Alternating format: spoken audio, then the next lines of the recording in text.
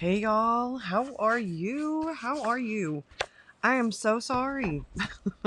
YouTube has not wanted to upload my videos.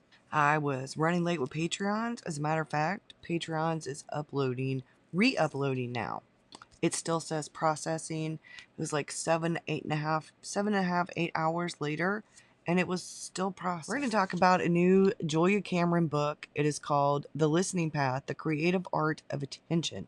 This one is a 6 weeks program. And I'm going to start off with just a little bit of information, and then we're going to talk a little bit about the tools and stuff, and then I'm going to continue reading. I'm going to leave a link below for the book. If you want to join me, feel free to. I'm going to be running a week behind anyway because I'm talking about it right now. So I'll be doing like the first video next Tuesday. Hopefully we will not have tech issues, but it is Mercury retrograde. So yes, I have hopefully fixed the microphone issues. Evidently, the Blue Yeti is very sensitive. And I had the volume and the gain turned up way too high. My bad. The Artist Way was revolutionary, and it was a wonderful approach to creativity. I don't know how many billions of books she sold, but I know it was a lot. In The Listening Path, Cameron asked that readers go deeper within, that they go deep within, so that you can become better listeners to your environment, the people around you, and yourself. And then she says that as we learn to listen, our attention is heightened and we gain healing insight and clarity. That listening also creates connections and ignites a creativity that resonates throughout other aspects of our lives. The aim of the listening path is to nurture creativity through listening. Cameron also said, the listening path urges readers to tune back in, listen, be alert, be conscious, and to connect people to higher guidance. She gives you this mental ladder, so she leads you along the mental ladder that requires listening. It's 6 weeks, and she gives you 6 steps on the ladder. The first one is the environment, so that's the first week. The second is listening to others. The third is listening to your higher self. The fourth is listening beyond the veil. The fifth is listening to heroes we wish we'd met. And the sixth is listening to silence. I know I need to be a better listener. I need to be a better listener. As someone with ADHD and someone who does not take medicine for ADHD, I am a horrible listener. I get distracted really easily. I ramble, but I can get reined in, and I want to be a better listener. I have been working on it. It is hard. People around me know to sort of tap me because I am just a really crappy listener, okay? I'm piss poor at listening. Just to be honest, I'm piss poor at listening. But I want to do better. I want to get better. And that's one of the reasons why I'm doing this is that, one, I've been trying to meditate every morning, and I'm listening to meditations early in the mornings when I first get up.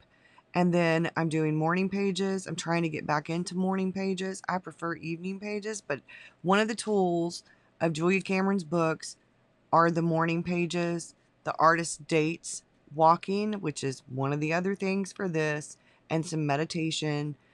She has all of these tools that are in there. We'll go over them. I have noticed for myself is that we're all very distracted. We live in a society where things are distracting. Our phones, emails, notifications, other people. There are lots and lots and lots of distractions. And because we're all so distracted, actually 70% of people admit that they're distracted at work, and that distractions actually make us less productive. We don't perform as well when we're distracted. And it also drains our energy, and it can be stressful. And listening will help us get better at that, because there's different kinds of listening. Just like there's different kinds of seeing. Over the next 6 weeks, you'll be guided to expand your own listening one level at a time. Each form of listening builds upon the next. I have learned that if we consciously work to listen, our listening deepens quickly. Deepening our listening is not time consuming so much as it is a matter of paying attention. And she says, this book guides you to a deeper and deeper listening within the life you've got, whether your schedule is busy or open, whether you live in the country or in the city. That we all listen, and we all listen in a myriad of ways. We listen to our environment, where tuning in to the sounds we might habitually tune out brings us surprising delight. The birds in the tree above enchant us. The tick, tick, tick of the kitchen clock brings us steadiness and comfort. Right now, it will be the heaters because it is very cold. The jangle of the dog's tags on the water bowl reminds us of the determination of life. We listen to other people, and we learn that we can listen more closely. When we listen, really listen to what others have to say, their insight often surprises us. When we don't interrupt but wait, allowing our companions to extend a thought instead of rush to complete it, we learn that we can't, in fact, anticipate what they will share. I don't interrupt about what somebody else will share. I interrupt because if I have a thought and I hold it until someone's done talking, then I'm probably going to forget that thought. And if I write it down while they're talking, then they think I'm not really listening. So it's a catch-22 for me. Instead, we are reminded that we each have so much to offer, and that given the chance, our companions will offer something more than and different from what we might expect. We just have to listen. We listen to our higher self, and in doing this, we are led both to guidance and to clarity. We do not struggle to think something up, rather we listen and take something down. Very little effort is required. What we are after is accuracy of listening. The voice of our higher self is calm, clear, and plain spoken. We accept each insight as it comes to us, trusting the often simple thoughts that appear as ideas, hunches, or intuition. She goes on to talk about the basic tools, morning pages, artist dates, and walks. She's written over 40 books. I'm describing my writing process in the most accurate way I know how. Writing is a form of active listening. Listening tells me what to write. At its best, writing is like taking dictation. There is an inner voice. That voice speaks to us when we listen. It is clear, calm, and guided. It is sure-footed, putting one word after another, unspooling the thread that is our train of thought. Focused on conscious listening, we become aware of a listening path, a path grounded in what we hear. When we listen, we are led spiritually.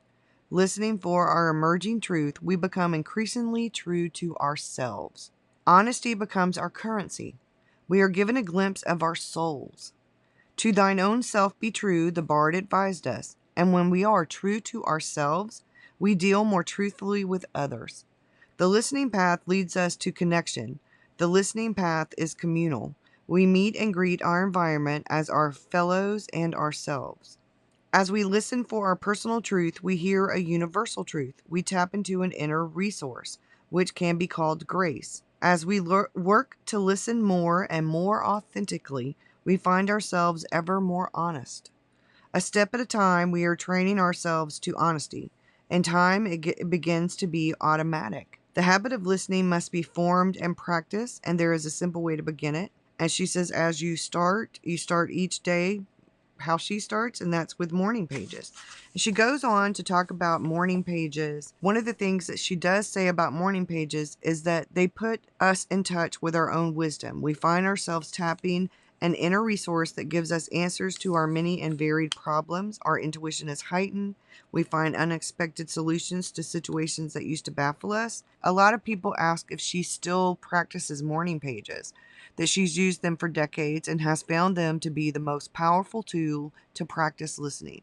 The pages are about anything and everything. There's no wrong way to do them. They range from petty to the profound. From things like, I forgot to buy kitty litter, I didn't call my sister back, the car has a funny knock in it, I hated that Jeff took credit for my idea, I'm tired and I'm grumpy. And she says morning pages are like a little whisk broom that you poke into all the corners of your consciousness. They say, this is what I like, this is what I don't like, this is what I want more of, this is what I want less of. The pages are intimate. They tell us how we really feel. In the pages there is no room for evasion. We tell ourselves we feel okay, and then we tell ourselves what we mean by that. Does okay mean not so good, or does it mean fine?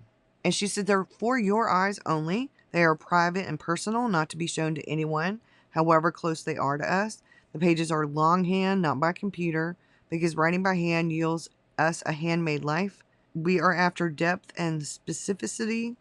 I can't say that word. We want to record exactly how we feel and why. Punctuation, it doesn't matter. They're a form of meditation. I'm going to go back to the practice of regular morning pages. I'm not sure about 3 pages. I have carpal tunnel and rheumatoid arthritis in my hands. I do not know that I can do 3 longhand pages of letter size paper. So my goal is to do at least 2 pages. That should be plenty, because I will try to do 3 pages, but I cannot guarantee them. And she says when she goes to the question, she says, this guy asked her, and he says he still does them whenever he gets in trouble. What her reply is, but if you did them regularly, you wouldn't get in trouble. She said it has been her experience, 40 years worth, that morning pages ward off difficulties. They give us a heads up when trouble is looming. Pages are fearless. They do not hesitate to breach unpleasant topics. Your lover is growing distant, and pages mention this unsettling fact. Nudged by the pages, you instigate a difficult conversation, the risk pays off, and intimacy is restored. Pages mentor us. They help us grow in needed directions. They perform what she calls spiritual chiropractic, adjusting us in needed directions. Loud mouths learn to keep their counsel. Milquetoasts begin to speak up. Always we are moved in the direction needed. That if you have an issue you've been avoiding, that they'll point them out. We say I have nothing to write about. We can turn our lens toward the positive, enumerating our blessings from large to small. A sober alcoholic can say thank you for sobriety. A fit person may give thanks for health. All lives contain grounds for gratitude. The deliberate shift from negative to positive can be done whenever we find ourselves with nothing to say. And she says that they'll actually grow into a habit. She goes on to talk more about morning pages. She said the listening path requires attention. Our dreams are often soft-spoken. As we listen to their whispered voice, our hearing becomes more acute. Our daily pages tutor us in the art of attention. As we listen to each thought as it unspools, we come to trust our own perceptions. Each word marks a point of consciousness. Taken collectively, the words are the jottings of our souls. As we heed our dreams, more dreams unfold for us. Examining our lives, we find our lives to be worth examining. Morning pages open a door. The listening path tells us what we need to know. Events do not sneak up on us. With our heightened intuition, we often sense the shape of things that are to come. Friends will remark on our seemingly uncanny ability to land on our feet. To us, it is no mystery. Rather, it is the fruit of our morning pages. We have come to rely upon pages as a sort of an early warning system. We pick up subtle cues of disease. Over time, these cues verge upon ESP. We come to rely on them. We pay attention to our funny feelings. So I'm going to go on, and it's her conviction that pages function as what she calls believing mirrors. I'm not going to read the whole book. She goes on to talk about the artist date. Let me backtrack for just a minute. So the morning pages, she says to set an alarm about 45 minutes early, spill from bed straight into the pages, write 3 pages longhand about anything and everything that crosses your mind. At the end of the 3 pages, quit. That's the morning pages. That's the gateway to the listening path. Now, artist dates, once a week, you take yourself on a festive solo expedition. You do something that brings you delight. Choose something fun, something that tickles your fancy. Plan your date ahead of time so that you anticipate it with joy. Allow yourself to be playful. Be young at heart. Now, artist dates can be something from going to a children's bookstore, go to a pet shop, an art supply store, a movie, a zoo, a park, a playground, visit a plant store, a botanical garden, a fabric store, a button shop, attend a play, anything. But you're supposed to do it on your own, by yourself, for 1 hour, once a week. And you make it a date. You write it in your planner, and you make it a date. Okay? And then the walking. She says, when we walk, we listen. We tune into the sights and sounds of our environment. Now, I'm sure there's something about listening in the artist dates, because this is what this is all about. But artist dates build upon one another. So the more that we do them, the better it will get. Artist date is the tool of attention. It has two different emphases, artist and date. Put simply, an artist date is a once weekly solo expedition to do something that enchants or interests you. It is half artist and half date. You are wooing your artist. Planned ahead of time, hence date. This weekly adventure is something to look forward to. When I teach, I find myself facing resistance, not for the work of morning pages, but for the play of the artist date. Our culture has a strong work ethic, but we have no play ethic. And so when I introduce morning pages, I have a tool for you. It's a nightmare. You must get up 45 minutes early and take to the page. I can see heads nodding. My students get that this tool might be very valuable, and so they readily commit to wanting to do it. But when I introduced artist dates, I want you to do something that intrigues or enchants you for an hour or two weekly. In other words, I want you to play. Arms crossed defiantly. What good could play possibly do? We understand working on our creativity. We don't realize that the play of ideas, is actually a prescription. Play and you will get ideas. It is astonishingly difficult to undertake assigned play. And a lot of people think you have to find like the perfect artist date, but you don't. You can just make a list of simple things. I mean, this is for 6 weeks, so we're talking about 6 artist dates. I'm going to take an artist date this week because this is my first week of it. I've actually read through almost everything but all of the tools because I know all of the tools already. So I hadn't really thought about how it would affect listening, but I'm glad I'm actually going through this. The artist date is a special time during which your artist is the focus of your attention. The artist date pushes us into a state of heightened listening. During the date, we become acutely in touch with ourselves and with what we might call our inner youngster. It is common to experience resistance to this tool, but the rewards of listening so closely to ourselves are great. Alone with ourselves, doing something just for fun, we hear both our innermost desires and often inspiration or what feels like the hand of a higher force. Make art, we draw from an inner well. We hook image after image. On our artist date, we are replenishing the well. We are consciously restoring our stock of images. The hour we spend spoiling ourselves pays off when next we make art. Fishing for images, remember, we find our well abundantly stocked. Now, one of the things that you can do, like I have done, is to take an hour out somewhere, like a park, a playground, a wooded area, whatever, and take pictures for an hour. I love to take pictures. I love photography. That could be something. There's all kinds of things that you can do. We want to lighten up. We want to play. We want to have fun. For a lot of people, artist dates are a spiritual experience. With morning pages, you are sending. With artist dates, you have flipped the dial over to receive. It is though you are constructing spiritual radio kit. You need both tools for it to work properly. A lot of people get their breakthroughs on artist dates. She says paying attention to the natures of the differing things that you're out. Attention is the primary characteristic of an artist date. That we listen for the individual traits of each date. We record them in our memory bank. When next we sit down to create a piece of art, we have a rich well to draw on. The particulars in our memory translates into specificity. Specificity is what engages the viewer. I'm going to have to look that up on Google and listen to it. A successful artist date opens the door to creative exploration. What you see or hear opens the heart to what you feel. In planning an artist date, choose beauty over duty. You are out to feel enchantment. Jotting a quick list of 10 things you love leads to a succession of artist dates. If you love horses, you could pet a horse. If you savor chocolate cake, you could visit a bakery. A cactus leads to a florist. All your loves lead somewhere, and that somewhere is a rich artist date. One of the things I think I'm going to do during this month, because I am going to be working my theme. One of my themes for February is self-care, self-love. And one of the things I want to do is buy myself some flowers. So I might do that for Valentine's Day, take an artist date close to Valentine's Day and buy myself some really pretty flowers for here in the barn. While I'm out, I might take some pictures of various kinds of flowers. Okay, this is what she says. Artist dates alter our perspectives. Troubles that loomed large shrink in size. We find ourselves feeling stronger, able to face down our obstacles. Our sense of proportion returns. We become large enough to conquer all that we encounter. We feel strong where before we felt daunted. Artist dates are an integral part of listening path. As we set out to have fun, we are voting confidence in ourselves. We are daring to expand, listening for the joy that each festive expedition brings us.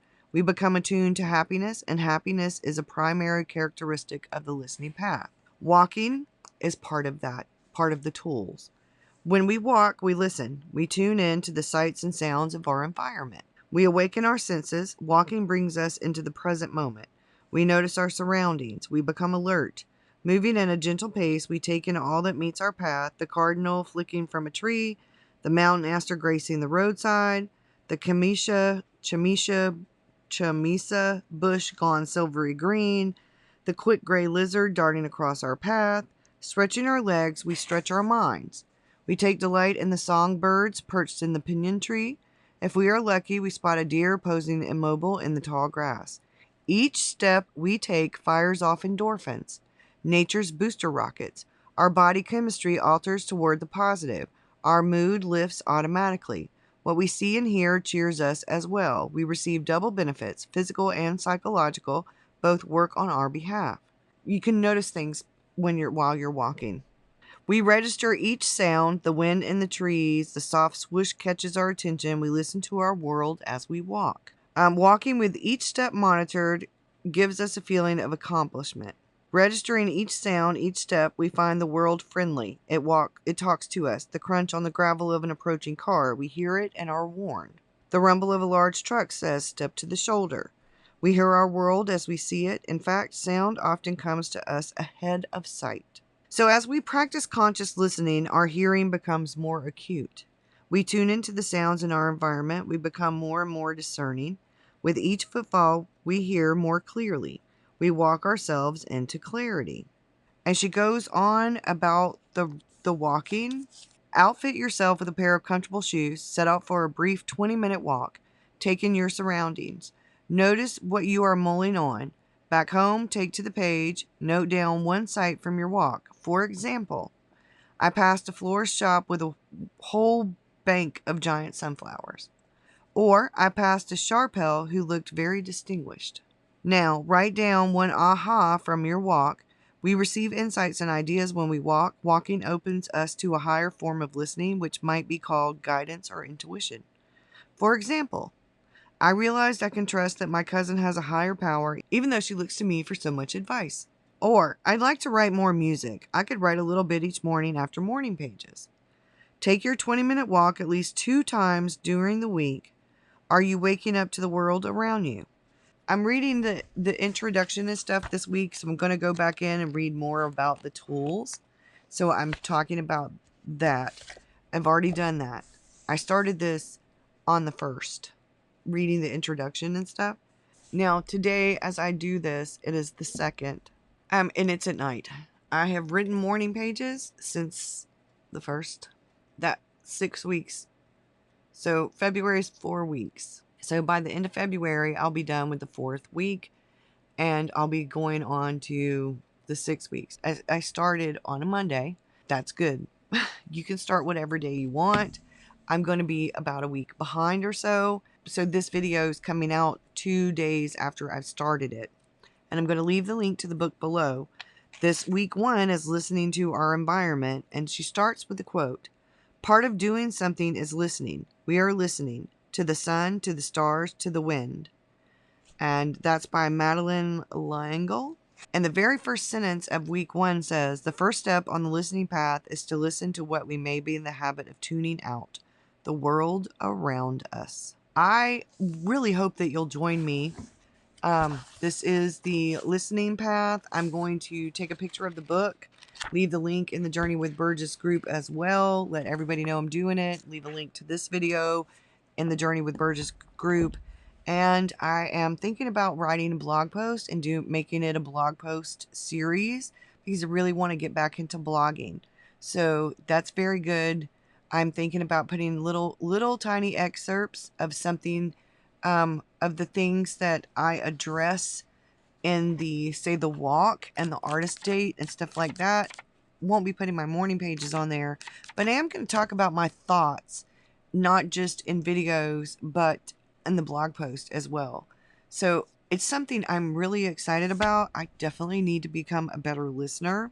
I have been doing a lot of thinking, and I've come to realize that it's really important to me that I do more things that refill my creative well. Not just art or journaling or sketching in the sketchbook or collage or reading a book.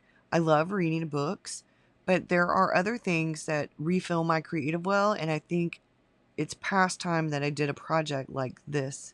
I have tried some of her other ones. I haven't been excited about one of her programs like this since The Artist Way, and I'm really excited about this one. So, like I said, I hope you'll join me. I'm going to leave the link below to the book. It's new. I got excited about it. I actually saw it in an Amy Graham post where she found one, or was it a video? I think it was a video where she found that at one of the stores for not very much money, like Costco or somewhere.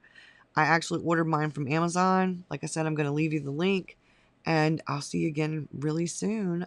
We should be doing a live on Thursday if the internet and the weather allow, and if YouTube allows. So I don't know what's going on with YouTube. I hope to see you again soon. Bye, y'all. Have a great one.